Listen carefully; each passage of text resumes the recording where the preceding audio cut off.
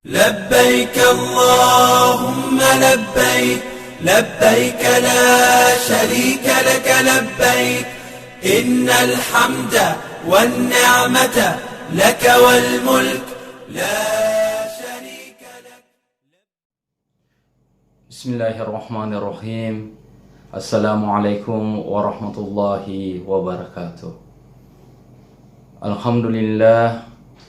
Alhamdulillahillazi arsala rasulahu bil huda wa dinil haqq liyuzhirahu ala dini kullihi wa kafa billahi shahida. Ashhadu an la ilaha illallah wahdahu la syarika lah wa ashhadu anna Muhammadan abduhu wa rasuluh. Allahumma salli wa sallim wa barik ala sayyidina Muhammad wa ala alihi wa ashabihi ajma'in, amma ba'du. Alhamdulillah, inilah kata yang paling pantas kita ucapkan atas seluruh nikmat yang diberikan oleh Allah Subhanahu wa taala, sehingga kita bisa melakukan pengajian atau kajian yang berkaitan dengan ilmu-ilmu keislaman. Mudah-mudahan Allah Subhanahu wa taala memberikan kepada kita berkah, hidayah, inayah, ma'unah, taufik dan ridhanya, sehingga apa yang kita lakukan ini dapat bermanfaat untuk kita semuanya. Amin ya rabbal alamin. Begitu pula tak lupa kita mengirimkan salawat dan salam kepada junjungan Nabi besar kita Muhammad sallallahu alaihi wasallam, Nabi yang diutus ke dunia ini sebagai rahmatan lil alamin. Yang akan saya jadikan sebagai pembahasan dalam kajian kita pada kesempatan kali ini tentang kalimat la ilaha illallah atau kalimat tauhid. Kalimat ini adalah merupakan ketika sudah diucapkan dengan lidah, kemudian setelah itu dibenarkan oleh hati dan kita aplikasikan dalam kehidupan sehari-hari, maka kita sudah termasuk orang yang beriman. Karena iman itu adalah ikrarun bil lisan wa tasdiqun bil qalbi wa amalun bil arkan. Jadi menurut ulama kita bahwa syarat daripada iman itu ada 3. Yang pertama kita ucapkan dengan lidah, kemudian setelah itu kita benarkan di dalam hati, dan kita realisasikan, aplikasikan dalam kehidupan kita sehari-hari. Olehnya itu, sebagai orang yang beriman, kita dianjurkan oleh Rasulullah sallallahu alaihi wasallam minimal untuk senantiasa kita mengucapkan kalimat la ilaha illallah, la ilaha illallah, la ilaha illallah sebagai kalimat zikir kita. Nabi sallallahu alaihi wasallam bersabda, jaddidu imanakum bi kalimati la ilaha illallah. Perbaharuilah imanmu dengan senantiasa menyebut kalimat la ilaha illallah, la ilaha illallah, la ilaha illallah. Bahkan dalam salah satu riwayat disebutkan bahwa barang siapa yang akhiru kalamihi, kalimat akhir daripada kalimat yang dia ucapkan la ilaha illallah, dakhalal jannah. Nabi bersabda, man kana akhiru kalamihi la ilaha illallah, dakhalal jannah. Barang siapa yang akhir kalamnya, akhir perkataannya la ilaha illallah, dakhalal jannah, maka dia akan dimasukkan ke dalam syurganya Allah Subhanahu wa ta'ala. Olehnya itu kita harus senantiasa memperbanyak kita harus senantiasa mengucapkan kalimat la ilaha illallah, la ilaha illallah, la ilaha illallah, di samping sebagai pembaharu dalam keimanan kita, juga mudah-mudahan kebiasaan ini nanti akan menghantarkan kita pada saat tubuh kita sudah akan dipisahkan oleh Allah Subhanahu wa taala dengan batin kita, dengan ruh kita oleh sakaratul maut, maka kita mengucapkan kalimat la ilaha illallah. Pemirsa yang dimuliakan oleh Allah Subhanahu wa taala, olehnya itu mari kita mencoba apa rahasia sehingga kalimat la ilaha illallah ini atau kalimat tauhid ini sangat besar peranannya dalam keberimanan seseorang. Ya. Kita coba mengkaji la ilaha illallah. Jadi ada kalimat, ada kata la ilaha illallah. Ada 4 kalimat yang akan kita coba, antara hubungan antara satu kata dengan kata berikutnya sehingga berbentuk menjadi kalimat, yang mana kalimat inilah yang menjadi penentu keberimanan seseorang. La dalam bahasa Arab disebut dengan harfun nafi, huruf menghilangkan segala sesuatu. Kalau demikian, kata la yang menghilangkan segala sesuatu, apa yang dihilangkan daripada la ini, dari kalimat la ilaha illallah? Ternyata setelah kita memperhatikan kalimat la, setelah la ada kata ilah. Ilah ini berarti kata Tuhan. Nah, di dalam kitab ilmu kalam, bahwa ilah itu semakna dengan kata abadah atau sembahan. Nah, jadi dengan demikian, ketika kita sudah menyambung antara kalimat la ilaha, yang kalimat yang menafikan, kalimat yang menghilangkan segala sesuatu, apa yang dihilangkan? Ilah, sesembahan, Tuhan. Manusia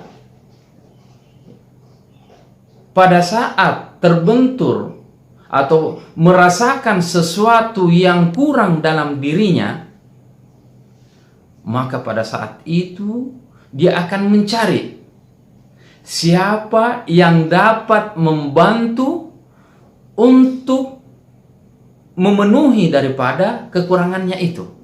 Nah, disinilah biasanya orang mencari. Jadi pada saat orang mencari, bisa saja ia dapatkan daripada tradisi, budaya, adat. Ya.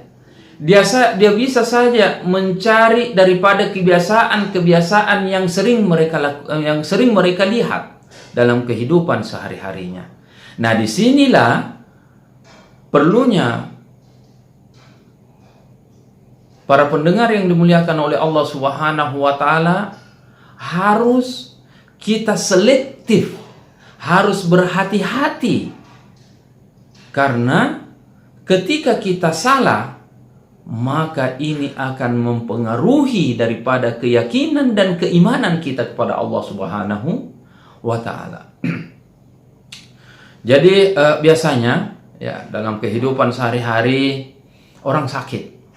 Ada orang sakit, sudah berobat ke dokter, sudah mencoba melakukan pengobatan alternatif, ternyata dia belum sakit, belum sembuh.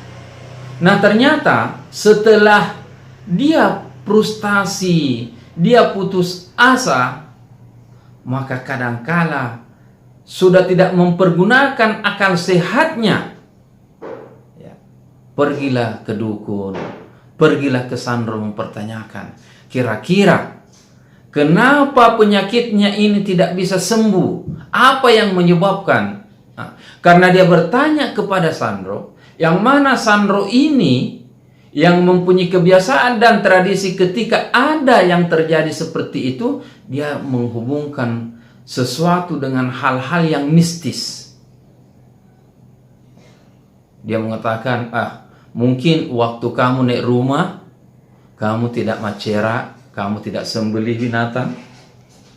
Atau mungkin ada nenekmu yang tidak pernah kamu siarahi kuburannya, yang tidak pernah kamu baca-bacai. Atau mungkin dia akan mengatakan, yang mengganggu ini adalah penghuninya, pohon di sana. Ini semuanya, pendengar yang budiman, yang dimuliakan oleh Allah Subhanahu wa Ta'ala, ketika dia percaya kepada kata-kata yang seperti ini, maka dia sudah mencederai, dia sudah mempunyai kepercayaan bahwa ada yang mendatangkan mudarat, begitu pula ada yang mendatangkan manfaat, kecuali Allah Subhanahu wa Ta'ala. Nah, kenapa bisa terjadi seperti itu? Karena kekurangan pengetahuan kita tentang ajaran agama Islam. Itulah sehingga kadang orang pergi macerak galung, temu taung, macerak bola. Ini semuanya bisa mempengaruhi daripada keimanan kita. Ini bisa mempengaruhi daripada seluruh ibadah yang kita lakukan. Bahkan disebutkan di dalam riwayat bahwa barang siapa yang mempercayai hal-hal yang sedemikian itu, seberapa banyak pun ibadah yang dia lakukan, salatnya bukan saja yang 5 waktu, tapi dia mengerjakan salat tahajud di waktu malam, 2/3 malam dia melakukan salat sampai masuknya waktu salat subuh, kemudian dia berzikir, beristighfar, kemudian setelah itu salat subuh, setelah salat subuh dia mengaji, setelah itu dia salat duha, bahkan dia tambah lagi dengan puasanya. Seberapa banyak pun ibadah yang kita lakukan, ketika keimanan kita ini tercederai oleh keyakinan-keyakinan seperti yang saya sebutkan tadi, maka semuanya nanti akan runtuh, semuanya akan hancur, seperti hancurnya kayu yang dibakar oleh api. Apa yang kita bisa dapat? Tidak ada kecuali debu. Nah, olehnya itu, Bapak Ibu yang dimuliakan oleh Allah Subhanahu wa Ta'ala, dalam kehidupan sehari-hari, la ilaha, untuk menghilangkan sesembahan seperti itu, orang menyembah tempat keramat, pergilah di kuburan yang dianggap keramat bahwa dialah dulu yang menyebarkan ajaran agama Islam misalnya. Kalau dia tidak pergi setiap tahun menziarahi kubur itu, maka rezekinya akan sempit. Dia pergi menyembah gunung, pergi memberikan sesajen ke lautan, ke sungai, katanya kalau tidak dia lakukan acara-acara ritual seperti ini, kalau dia tidak macera, maka panen akan rugi. Bahkan mungkin binatang-binatang yang lain akan menjadi hama yang merusak tanaman mereka. Sehingga dia pergi menyembelih kerbau, kemudian kepalanya itu ditanam atau dialirkan ke sungai, darahnya dialirkan ke sungai, kemudian dagingnya ini dimakan bersama-sama. Tahukah kita bahwa ketika ada binatang yang disembelih seperti ini, maka dagingnya itu haram dimakan, karena kita sudah serahkan kepada sesajen yang kita percaya mendatangkan mudarat dan manfaat itu. Dan hal yang seperti ini perlu kita sadari bahwa inilah semuanya yang dimaksud dengan mensyirikatkan Allah Subhanahu wa Ta'ala. Kadang ada rumah itu rumah tua. Dulu memang pernah menjadi tempat satu keluarga yang besar, sehingga rumahnya besar. Sehingga karena penghuninya ini sudah pindah, ada yang berkeluarga, ada mengikuti suaminya dan lain-lain sebagainya, akhirnya rumah ini kosong. Nah, ternyata rumah yang besar ini dahulunya pada saat mau dibangun ada biasanya itu posibola dibalut dengan kain kafan.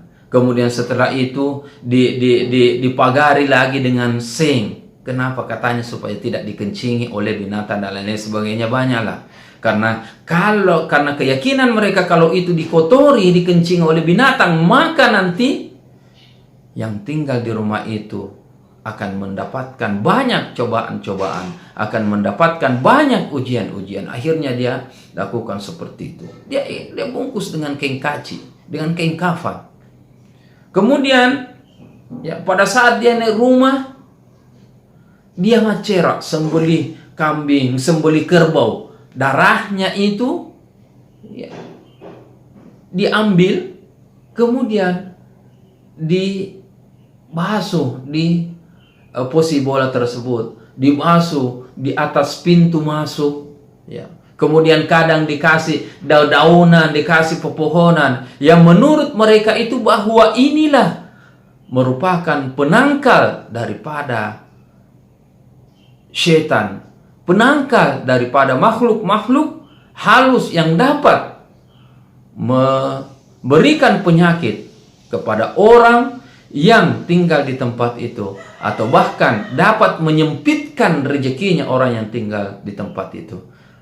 Hal yang seperti ini, Bapak Ibu yang dimuliakan oleh Allah Subhanahu wa Ta'ala, perlu kita tinggalkan. La ilaha. Karena jika kita lakukan seperti itu, kita kasih darah di posibola, kita kasih darah di atas pintu kita, kemudian kasih dedaunan, kasih barang-barang termasuk dibungkus dengan kain kafan dan lain-lain sebagainya. Ini semuanya dapat menyebabkan orang menjadi musyrik, mencaji mapak dua loripong Allah Subhanahu wa Ta'ala. La ilaha.